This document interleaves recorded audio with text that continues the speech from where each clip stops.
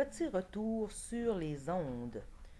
D'abord, les ondes électromagnétiques sont des ondes qui sont capables de se déplacer sans matière. Donc, elles peuvent se déplacer dans le vide.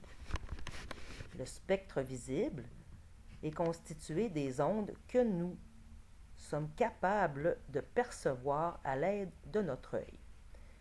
Les ondes lumineuses sont acheminées vers la rétine où une image inversée se forme. Grâce aux nombreuses lentilles comme la cornée, le cristallin, l'humeur vitrée, les rayons sont acheminés directement sur la rétine. Le cristallin agit comme une lentille qui fait converger les rayons, donc qui les rapproche afin qu'ils se retrouvent sur la rétine. Plus la lentille est bombée, plus le foyer se rapproche de la lentille.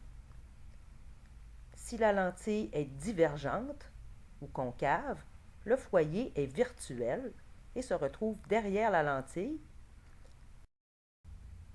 Une lentille divergente est nécessaire pour la correction d'un œil myope puisque l'image se forme devant la rétine. À l'inverse, pour l'hypermétropie, c'est une lentille convergente qu'on doit utiliser pour la correction puisque l'image se retrouve derrière la rétine. Dans le cas de la presbytie, causée par un vieux cristallin qui ne se bombe pas suffisamment, on met également une lentille convergente. Les ondes mécaniques, comme les ondes sonores, se propagent uniquement dans la matière. La longueur d'onde correspond à la distance entre deux pics ou deux creux et l'amplitude à la hauteur à partir de la ligne centrale.